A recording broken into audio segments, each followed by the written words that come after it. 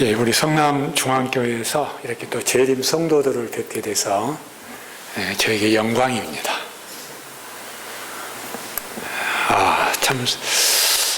이 설교를 이제 시간을 쓰러 와서 이렇게 앉아 있으면서 참 그런 말이 제 입에서 나왔습니다. 하나님, 제가 어떻게 하나님을 대신해서 하나님의 말씀을 사람들에게 선포할 수 있습니까? 사람이 어떻게 하나님을 대신해서 말씀을 전할 수 있는가? 그 영광이 얼마나 큰지, 얼마나 큰 특권인지 다시 한번 새삼 생각하게 됩니다. 지금 우리가 살고 있는 이 세상은 무섭게 선악간의 대쟁투가 진행되고 있습니다. 우리가 보기에는 매우 단순하게 보이지만 그저 이 세상의 정치, 경제, 문화 이렇게 흘러가지만 보이지 않는 곳에서는 엄청난 영육 간의 대전쟁이 진행되고 있습니다. 지금 세상 사람들의 민심이 어때요? 급속히 변해가죠? 급속히 변해갑니다. 이제는 성경을 글자대로 믿고 성경의 하나님의 말씀에 순종한다고 하는 종교는 점점 더 인기를 잃어갑니다. 애언신에다 애언되어 있어요. 그리고 무엇이 인기를 점점 얻어가는가? 사람 중심의 종교가 인기를 점점 얻어갑니다. 어떤 객관적인 진리, 객관적인 하나님의 말씀 가지고 그것을 신앙으로 삼는 종교는 점점 인기가 없어져요. 왜 그럴까요? 세상 사람들이 사단이 세상 사람들을 그렇게 마음을 변해가고 있기 때문에 그렇습니다. 그래서 우리는 이 치열한 대쟁투 가운데서 오늘 또 이 안식일을 지키면서 우리의 믿음을 지켜갑니다. 정말 치열하게 우리도 영육 간의 대전쟁에서 하나님의 말씀으로 무장하고 전진하지 않으면 우리 자신도 뒤로 물러갈 수밖에 없습니다.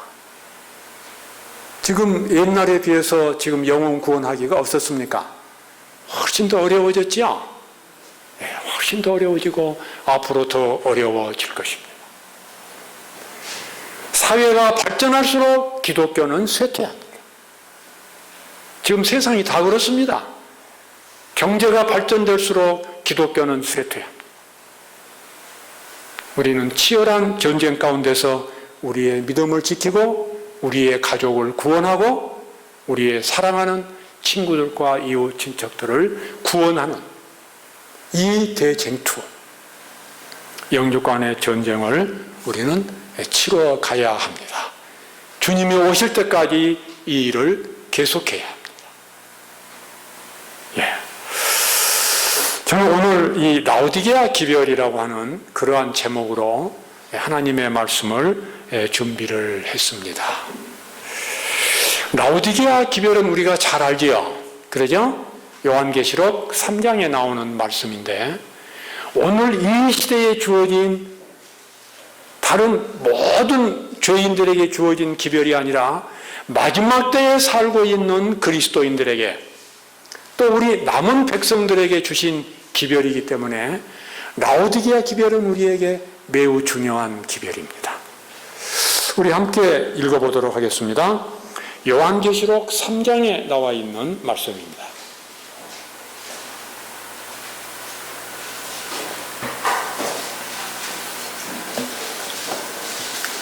요한계시록 3장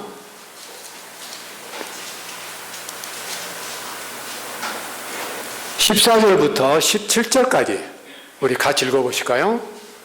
요한계시록 3장 14절부터 17절 우리 같이 읽어보겠습니다. 시작. 라오디게아 교회의 사자에게 편지하라. 아멘이시오 충성되고 참된 증인이시오 하나님의 창조의 근본이신 이가 이르시되 내가 네 행위를 아노니 네가 차지도 아니하고 뜨겁지도 아니하도다. 네가 차든지 뜨겁든지 하기를 원하노라. 네가 이같이 미지근하여 뜨겁지도 아니하고 차지도 아니하니 내 입에서 너를 토하여 버리리라. 네가 말하기를 나는 부자라 부요하여 부족한 것이 없다 하나 내 공고한 것과 가련한 것과 가난한 것과 눈먼 것과 벌거벗은 것을 알지 못하도다. 네, 오늘 우리에게 주어진 기독교 신자들에게 주신 예수님의 특별한 기별입니다. 이 라오디게아 교회의 기별을 예수님은 세 가지로 구분해서 주셨습니다. 첫째는 미지근한 신앙의 상태라고 하는 것입니다. 이 라오디게아 교회는 이 세상 역사의 마지막 시대에 해당되는 교회입니다. 요한계시록 전체 모든 교회가 7교회에 포함이 되는데 그 중에서 라오디게아 교회는 마지막 교회입니다.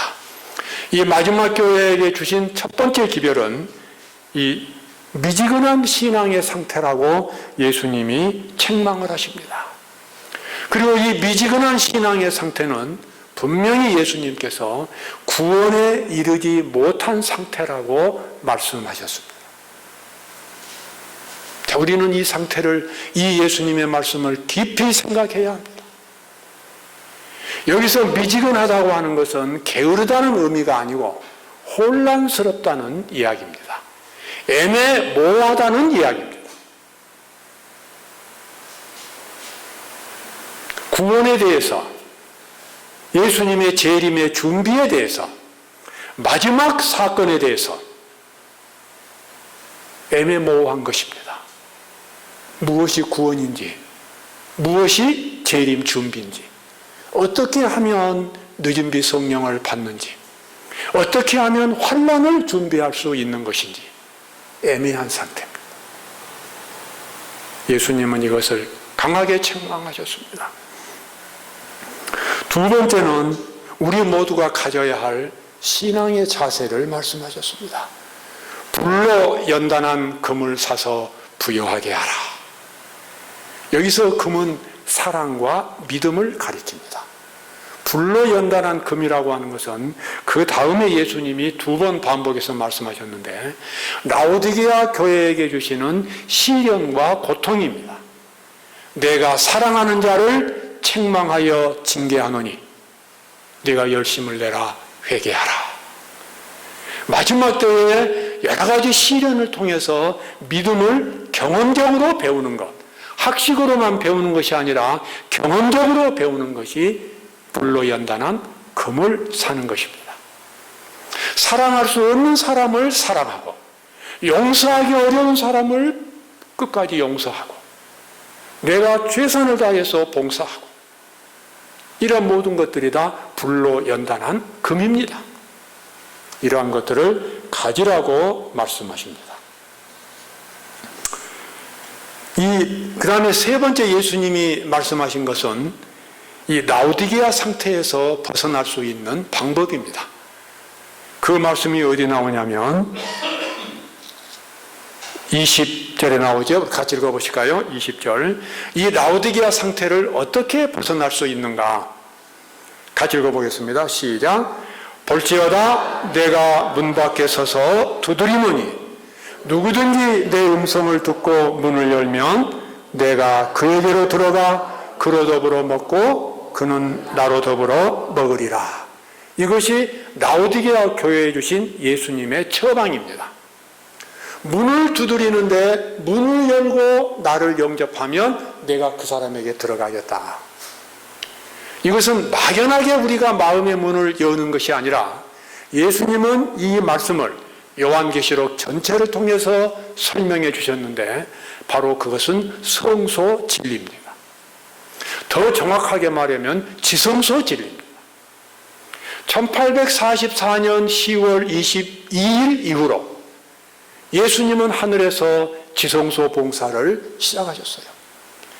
마지막 때에 등장한 남은 백성인 제7일 안식일 예수 재림 교인들은 예수님과 함께 지성소 안으로 들어가야 합니다.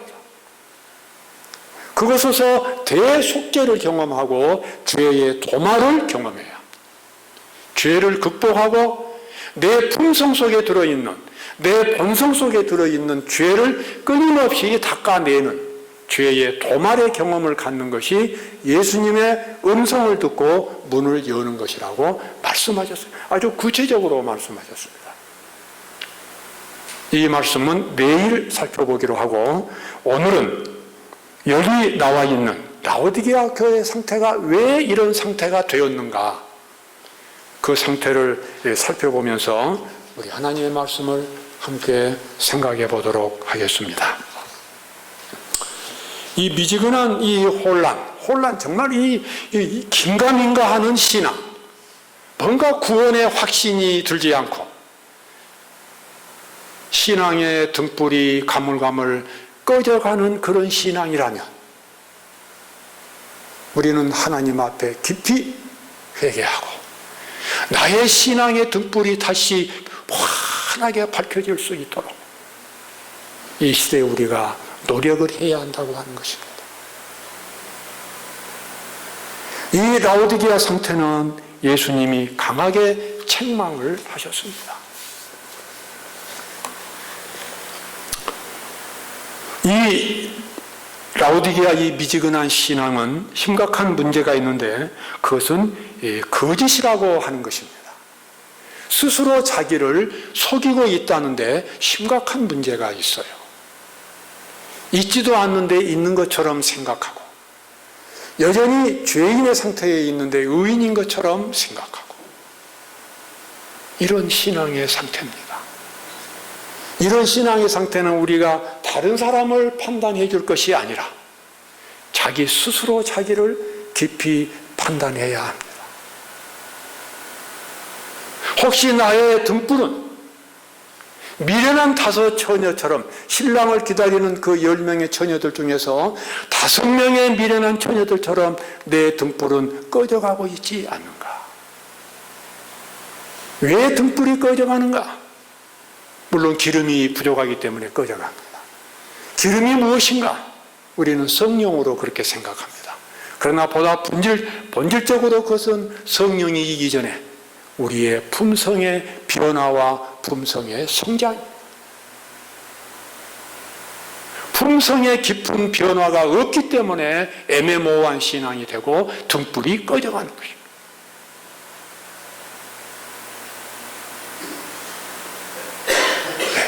우리는 이러한 말씀들을 깊이 생각해야 합니다. 라오디게아 교회 신자들은 자신을 스스로 속이고 있다는 것입니다. 거짓된 상태에 있다는 것입니다. 마지막 환란이 되면 이 거짓된 모습이 이제 그때 드러나게 될 것입니다. 그러나 그때는 어때요? 시간적으로 고칠 만한 시간이 없는 것입니다. 우리 인용구 1번을 같이 보도록 하겠습니다. 좀 띄워주시기 바랍니다. 인용구 1번입니다. 안 나옵니까? 예, 여기 나오죠? 예, 인용구 1번입니다. 우리 같이 한번 읽어보시겠습니다. 시작. 미지근한 신앙 고백자들이 주님의 이름을 결코 부르지 않았을 것 같으면 그분께 훨씬 더 큰 기쁨이 되었을 것이다. 그들은 예수님의 성실한 추종자가 되고자 하는 사람들에게 계속적인 짐이 된다. 그들은 불신자들에게 거치는 돌이 되고 악한 천사들은 그들을 크게 기뻐하고 그들의 잘못된 길을 보고 하나님의 천사들을 비웃는다. 그들은 국내외에서 하나님의 사업의 저주가 된다. 그들은 입술로는 하나님을 가까이 하지만 마음으로는 그분에게서 멀리 떨어져 있다. 예수님이 얼마나 이 미지근한 신앙을 싫어하시는지 우리는 이러한 말씀들을 통해서 볼 수가 있습니다. 어떻게 이 하나님을 믿는 신자의 신앙이 이렇게 라오디게아 상태에 빠질 수 있는가? 3가지를 생각해 볼 수 있습니다. 첫 번째는 거듭나지 못한 상태이기 때문에 라오디게아 상태에 빠지는 것입니다. 두 번째는 계속해서 성장하지 못하고 중단되었기 때문에 라오디게아 상태에 빠집니다. 세 번째는 완전을 목표로 삼지 않았기 때문에 이런 라오디게아 상태에 빠진다고 하는 것입니다. 우리 인용구 2번 우리 같이 보겠습니다. 인용구 2번. 우리 첫 번째 문단만 먼저 보겠습니다. 제가 읽어보겠습니다. 다음과 같은 질문을 흔히 듣는다. 하나님의 말씀을 믿노라고 주장하는데도 그들의 말과 정신과 품행에 전혀 변화를 볼 수 없는 사람들이 많은데 그 까닭이 무엇인가? 또 자기의 목적과 계획에 대한 반대를 참지 못하고 거룩하지 못한 품성을 나타내며 말이 거칠고 거만하고 툭하면 성을 잘 내는 자들이 많은데 그 이유가 무엇인가? 그 이유는 그들이 거듭나지 못한 까닭이다. 그들은 진리의 누룩을 마음속에 간직하고 있지 않다. 그 누룩이 작용할 기회를 갖지 못하였다. 그들의 선천적 또는 후천적 나쁜 성격이 누룩에 변화시키는 능력에 굴복하지 않았다. 그들의 생애는 그리스도의 은혜의 결핍, 즉 품성을 변화시키는 그분의 능력에 대한 불신을 나타낸다. 여러분, 심각한 문제입니까? 만약에 어떤 신자가 이런 상태에 있다면 그 애매모호한 불확실한 신앙의 상태는 심각한 문제인 것입니다. 예수님이 니고데모에게 분명하게 말씀하셨죠? 사람이 거듭나지 아니하면 뭐예요? 하나님 나라에 들어갈 수 없느니라. 평생 하나님을 믿어온 니고데모에게 이 예수님의 말씀은 청천벽력과 같았습니다. 그럴 수 있는가?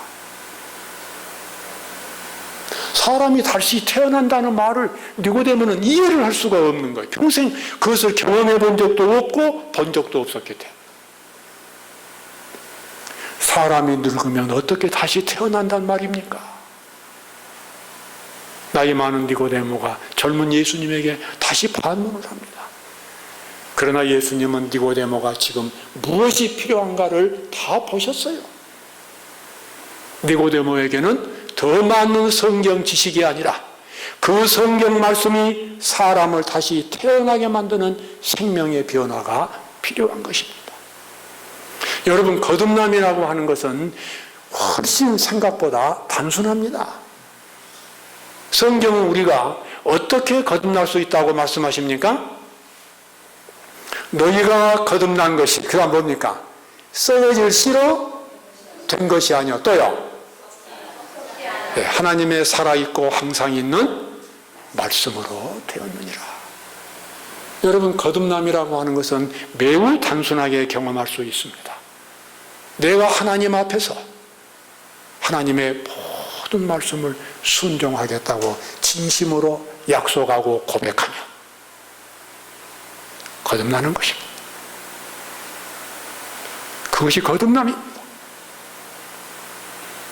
지난 국화 기억절, 제가 아주 좋아하는 것이 기억절입니다. 13 기억절 다 외우고 50일 기억절도, 52 기억절도 제가 다 외웁니다. 은퇴해가지고 시간이 많으니까 그냥 기억절 외워요. 새벽 명상 시간에 기억절 외웁니다. 제 국화,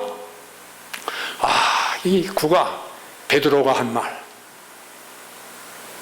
너희가 각각 베드로가 이르되 너희가 각각 회개하여 예수 그리스도의 이름으로 침례를 받고 죄 사함을 얻으라. 그래야하면 성령을 선물로 받으리라. 거기서도 하나님의 말씀이 강조되어 있어요. 지금 사람들은 놀라가지고 베드로와 그 예수님의 제자들을 놀라운 눈으로 바라보고 있습니다. 그러죠? 오순절날. 그러죠? 그냥 세상에 이런 일도 있는가. 아무것도 모르는 평범한 사람들이 온 세상을 진동시키는 설교를 하고 있을 뿐만 아니라 더 희한한 것은 뭡니까? 그 사람들은 아람말로 설교를 했는데 자기들이 알아듣는 말은 뭡니까? 헬라어나 무슨 어디어나 라틴어나 자기들 말로 알아듣는 방언의 역사가 일어나고 있는 것입니다. 세상에 이런 일이 있는가 놀라 자빠질 지경이었어요. 그때 베드로가 참 그 청중에게 말합니다. 너희가 각각 회개하여 예수 그리스도의 이름으로 침례를 받고 죄사함을 얻으라. 거기서 중요한 단어는 회개입니다. 여러분, 회개는 뭡니까? 근본적으로 나의 삶을 하나님의 말씀과 일치시키는 것입니다. 사람은 그때 거듭나게 됩니다. 다만 이 하나님의 말씀을 내가 온전히 순종한다고 하는 것이 성경 말씀에 대한 지식도 부족하고 내 마음속에 죄가 가득하기 때문에 한 번의 결심으로 안 될 때가 있어요.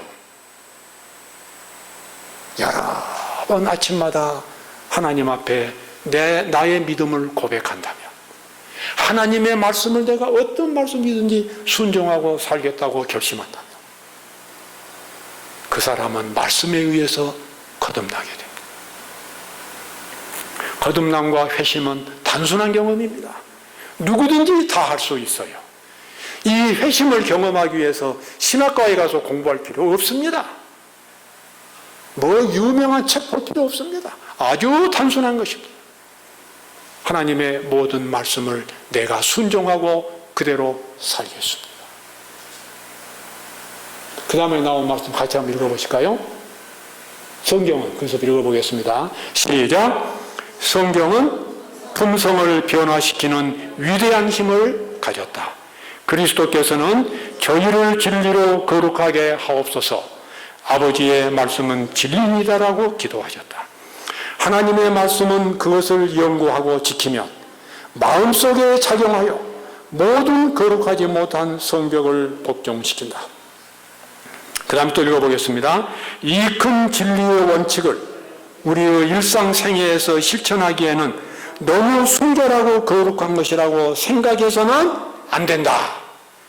물론 이 진리는 하늘에 미칠 만큼 높고 영혼을 포용할 만큼 원대하지만 이 진리의 생생한 감화가 사람의 경험 속에 짜여져야 한다. 그 진리가 우리의 생애의 크고 작은 온갖 일에 침투되어야 한다. 나의 모든 삶의 기초를 하나님의 말씀으로 삼기로 결심하는 것입니다. 그래서 성경에는 단순하게 그 즉시로 구원받은 사람들이 성경에 많이 있습니다. 특별히 장애인들, 버림받은 사람들, 그런 사람들이 구원받았어요. 삭개오가 어떻게 됐습니까? 예수님 앞에 믿음을 고백하자. 예수님은 그 즉시로 삭개오에게 구원을 선언하셨습니다. 믿음은 순종인 것입니다. 하나님의 말씀에 순종한 것입니다. 높고 거룩한 표준에 자기 자신을 일치시키는 것입니다. 그 사람 속에는 하나님의 말씀이 있습니다. 거듭나지 못했다고 하는 것은 심각한 문제인 것입니다. 니고데모스 같은 사람이 우리 가운데도 있을 수 있을까요? 있을 수 있습니다. 저도 있을 수 있습니다. 라오디게아 상태가 되는 첫 번째 중요한 원인은 바로 이 거듭나지 못했다고 하는 것입니다. 두 번째 원인은 성장하지 않는다고 하는 것입니다. 믿음은 반드시 성장해 가야 합니다. 어제의 믿음보다는 오늘 내 믿음이 더 발전된 상태에 있어야 합니다. 그래서 이 하나님의 계시는 동틀녘에 햇빛이 떠오른 것처럼 늘 새로운 계시가 끊임없이 나에게 주어지고, 그래서 나의 믿음은 끝없이 주님의 모습으로 향상 발전되어 가는 상태에 있어야 합니다. 나의 신앙이 발전되어 가지 못하면, 베드로가 그렇게 말했습니다. 그러므로 너희 믿음의 덕의 지식의 절제의 인내의 경건을 경건의 형제 우애를 공급하라. 이 모든 것이 너희에게 있어 흡족한즉 너희가 하나님을 알기에 게으르지 않게 되거니와. 이런 것이 없는 자는 품성이 매일매일 그리스도를 향해서 변해가는 과정에 있지 않으면 이 사람은 소견이라 원시치 못하고 멀리 보지 못하고 그의 옛 죄를 깨끗게 하심을 잊었느니라. 여러분, 심각한 문제입니까? 예, 우리의 믿음은 매일매일 발전해 가야 합니다. 성장하지 않으면 내가 옛날에 용서받았던 그 죄들이 다시 새로운 힘으로 나를 속박해 오고 있는 것입니다.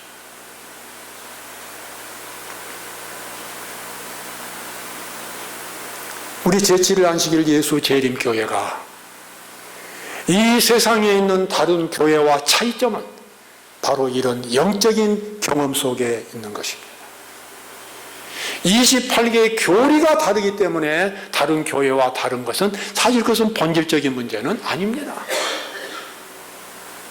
안식일을 안 지킨 사람이나 안식일을 지키는 사람이나 똑같이 이기적이라면 안식일이 의미가 있습니까? 없습니까? 여러분, 안식일 의미가 없습니다. 그러죠?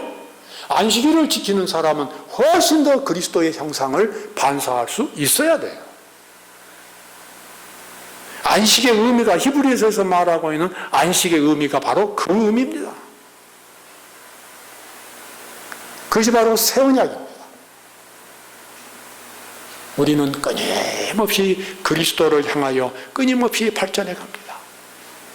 하나님께서 인간을 창조하실 때에 하나님의 형상대로 창조하셨는데 그것은 사람이 끝없이 하나님의 형상을 따라서 영원히 발전해 가도록 그 목적을 두고 하나님께서 인간을 창조하신 것입니다. 우리가 이 세상에서 경험하는 하나님의 형상으로 변해가는 그 경험은 이 세상에서만 갖는 것이 아니라 다음 세상 하늘에 가서도 우리는 끝없이 하나님을 향하여 우리의 모습이 성장해 갑니다. 이것이 인간의 목적입니다. 그러므로 우리의 신앙이 매일매일 발전해 가야 한다고 하는 것은 이것은 너무나 당연하고 중요한 것입니다. 자, 이 인용구 3번에 나와 있는 말씀, 히브리서에 나와 있는 믿음이 성장하지 못한 것에 대해서 바울은 아주 심각하게 이야기를 했습니다.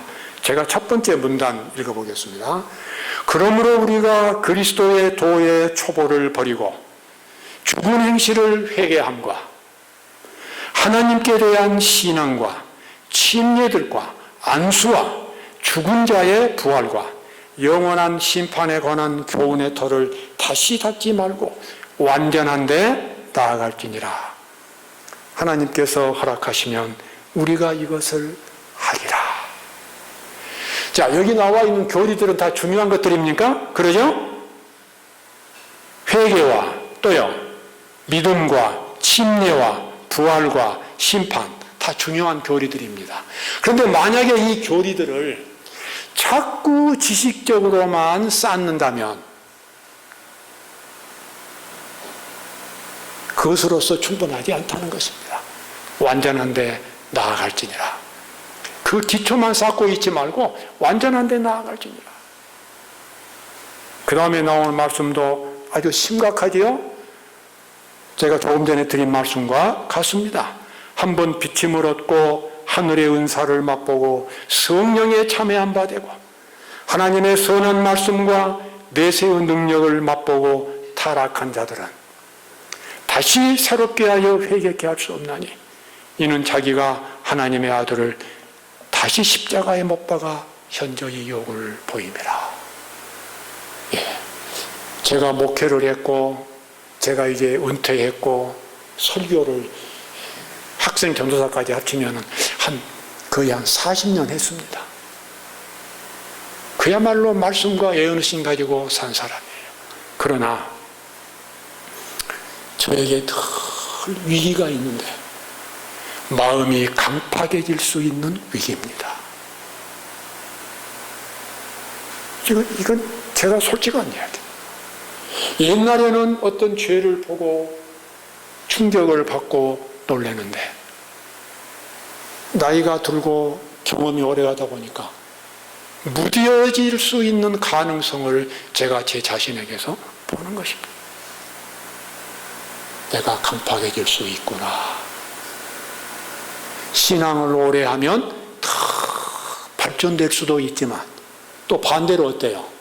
죄를 짓고도 아프게 안 느낄 수 있는 가능성도 있다는 것을 제가 느낍니다.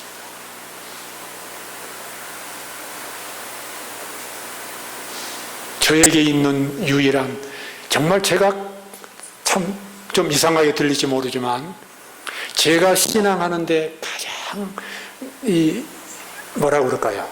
의지할 수 있는, 내가 믿을 수 있는 한 가지 갖고 있습니다. 그것은 습관적으로 되어 있는 새벽에 제가 하나님을 만나는 시간입니다. 만약에 그 시간이 없다면 저는 솔직히 제 신앙을 장담할 수 없습니다. 목회하고 또 틀려요. 은퇴하고 나니까 또 다릅니다. 저에게 이런 설교 기회가 별로 많이 주어지지 않아요. 석관동교회에서 2주에 한 번 금요일에 설교합니다. 설교를 자주 안 하니까 나도 모르게 내 마음이 나태해져. 어쩔 수 없는 죄인이구나. 어쩔 수 없는 죄인이구나. 정말 잠시도 내가 예수님을 의지하지 않으면 나는 자신도 모르게 악으로 또 기울어진다고 하는 사실입니다. 목회 30년? 하루아침에 무너질 수 있습니다.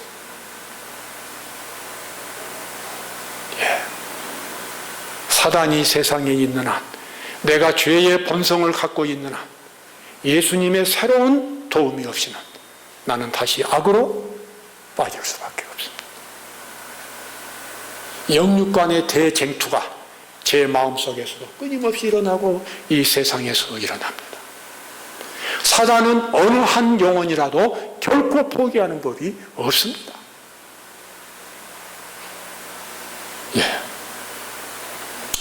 그러므로 우리는 매일매일 내가 거듭날 때, 말씀으로 거듭날 때, 그때 예수님께 드렸던 고백처럼 매일매일 그 고백이 반복되어야 합니다. 내가 하나님의 모든 말씀에 순종할 것이고, 사도 구약의 다윗이 말한 것처럼 하나님이여 내 마음을 살피사 내 속에 무슨 악한 것이 있나 보시고 나를 영원한 길로 인도하소서. 시편 19편에 나오는 다윗의 기도입니다. 다윗도 자기가 얼마나 죄를 쉽게 지을 수 있는 죄인인가를 잘 알았습니다. 모친이 죄 중에서 나를 잉태하였으며 내가 죄악 중에 출생하였도다. 그러므로 사도 바울이 한 빌립보 3장에 나와 있는 이 인용구는 참 중요합니다. 우리 인용구 4번 좀 열어주시기 바랍니다. 우리 같이 한번 읽어보실까요? 시작. 내가 이미 얻었다 함도 아니요 온전히 이루었다 함도 아니라 오직 내가 그리스도 예수께 잡힌 바 된 그것을 잡으려고 쫓아가노라. 형제들아 나는 아직 내가 잡은 줄로 여기지 아니하고 오직 한 일 즉 뒤에 있는 것은 잊어버리고 앞에 있는 것을 잡으려고 푯대를 향하여 그리스도 예수 안에서 하나님이 위에서 부르신 부름의 상을 위하여 쫓아가노라. 우리는 끊임없이 성장하고 발전해가는 과정에 있어야 합니다. 우리의 신앙은 잠시도 중단되지 않고 끊임없이 성장해가야 합니다. 그것만이 우리가 안전하게 천국으로 가는 길이 되겠습니다. 세 번째로 중요한 것은 이제 마지막으로 완전을 목표로 삼지 않기 때문에 우리의 신앙이 라오디게아 상태에 준다고 하는 것입니다. 수많은 사람들이, 특별히 우리 그리스도인들 역사적으로 아주 싫어하는 단어 중에 하나가 완전이라고 하는 단어입니다. 왜요? 우리 사람은 불완전하니까. 불완전한데 완전하다고 하는 것은 이건 부담만 가는 것입니다. 그런데 성경에서는 완전이란 말이 있던가요, 없던가요? 많이 있습니다. 그러면 그런 말씀들은 도대체 무슨 의미인가? 여러분, 완전이라고 하는 그 신앙을 깊이 경험하고 그 기별을 선포함으로 기독교를 한 단계 들어 올린 위대한 신학자가 있습니다. 그분이 바로 감리교회를 일으킨 요한 웨슬레입니다. 참, 그분은 아주 위대한 그리스도인입니다. 그분은 아름다운 그리스도인. 당신의 종교가 당신을 변화시키지 못한다면 당신의 종교는 하나의 코미디다. 거짓이다. 웨슬레가 그렇게 말했어요. 당신의 종교가 당신을 변화시키지 못한다면 당신의 종교는 가면이다.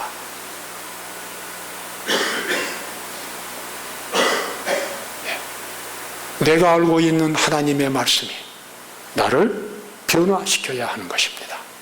화이트 부인도 같은 말을 했습니다. 우리가 가진 진리가 우리를 변화시키지 못한다면 우리가 하는 모든 말은 소리나는 구리와 울리는 꽹과리에 불과하다. 완전을 목표로 삼아야 합니다. 완전을 목표로 삼는다고 하는 말은 예수님을 우리의 신앙의 목표로 삼아야 한다는 말입니다. 우리는 어떤 다른 장로나 집사나 목회자나 그런 사람을 신앙의 목표로 삼지 말아야 합니다. 예수님을 신앙의 목표로 삼고 예수님이 하셨으니 나도 할 수 있다고 하는, 예수님의 뒤를 따라간다고 하는 그런 신앙의 자세로 우리가 이 완전을 추구해야 합니다. 여러분, 사람이 완전할 수 없는 것은 상식이지요. 그러죠? 그러면 하나님께서 원하시는 완전은 무엇인가? 그것은 바로 믿음의 완전인 것입니다. 행위의 완전이 아니라 믿음의 완전입니다. 내가 하나님의 모든 말씀에 순종하겠다고 하는 믿음, 모든 죄를 회개하고 버리겠다고 하는 하나님 앞에서 하는 그와 같은 결심, 하나님의 모든 말씀에 순종하겠다고 하는 결심.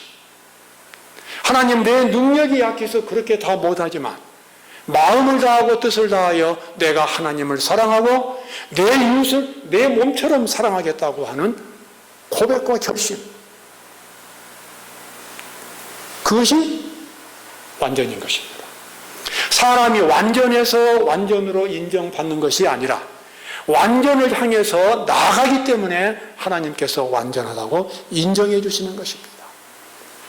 내가 하나님의 모든 말씀을 다 지켰기 때문에 구원을 받는 것이 아니라 내가 하나님의 모든 말씀을 지키려고 진실한 마음으로 최선을 다했기 때문에 지키지 못한 나머지 부분은 예수님의 의로서 채워주시기 때문에 내가 진심으로 지키려고 노력한 그것을 하나님은 진실한 믿음으로 보시고 그리스도의 의로 채워주시는 것입니다.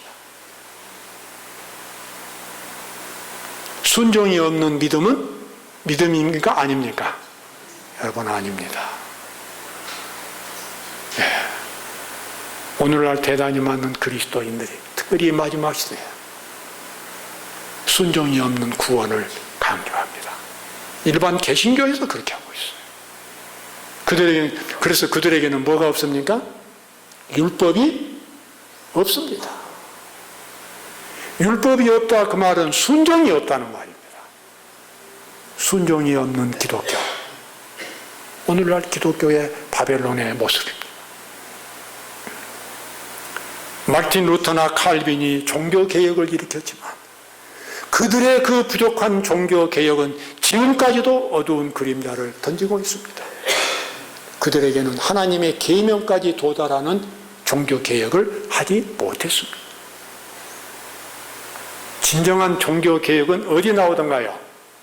요한계시록에 나오는 남은 자손들입니다. 저희는 하나님의 계명과 예수 증거를 가지고 있다. 오늘 우리가 바로 그런 사람들입니다. 우리 인용구 6번에 나와 있는 말씀 우리 같이 보겠습니다. 5번 넘어가고요. 예, 이것만 보고 마치도록 하겠습니다. 또한 나는 많은 사람들이 환난의 때에 대제사장이 성소에 없는 상태에서 주의 안전에서 살 수 있도록 되어야 한다는 것을 깨닫지 못하고 있는 것을 보았다. 살아계신 하나님의 인을 맡고 환난의 때에 보호함을 받게 될 자들은 예수의 형상을 충만하게 뭐 해야 된다? 반사해야 한다.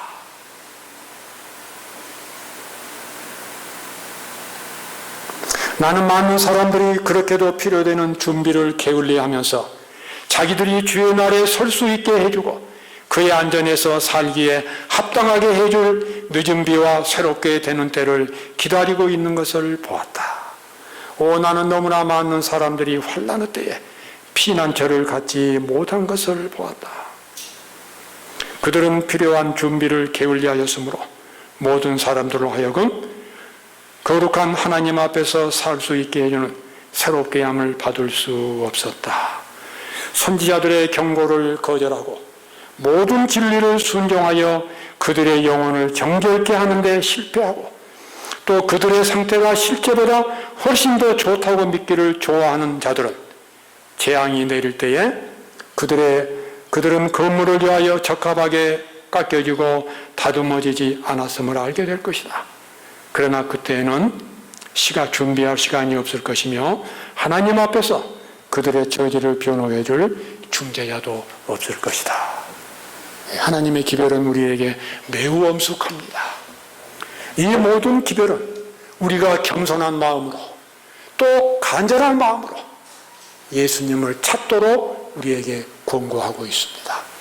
단순한 성경 지식이 아니라 단순한 에어리신에 대한 그런 지식이 아니라 내가 진정으로 하나님을 만나는 경험, 하나님의 말씀이 나를 변화시키는 경험, 매일매일 새롭게 그리스도의 형상으로 성장해가는 경험, 이러한 경험을 가져야 할 것을 우리에게 강력하게 권고하고 있습니다.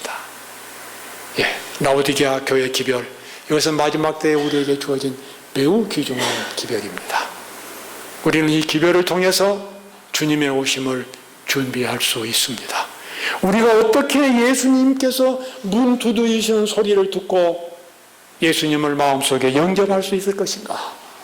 바로 그것은 이제 성소 진리를 깨닫게 되므로 요한계시록에서 주님께서 반복해서 말씀하신 것이 성소 진리입니다. 성소 진리를 깨닫고 내가 주님과 함께 지성소 안에 들어가서 대속죄를 경험함으로 마지막 때를 위해서 준비할 수 있도록 주님께서 기별을 주셨습니다. 우리 모두가 다 이 위대한 주님의 기별을 깊이 경험하고 마지막 때를 위해서 준비하는 저와 여러분이 되시기를 간절히 바라겠습니다.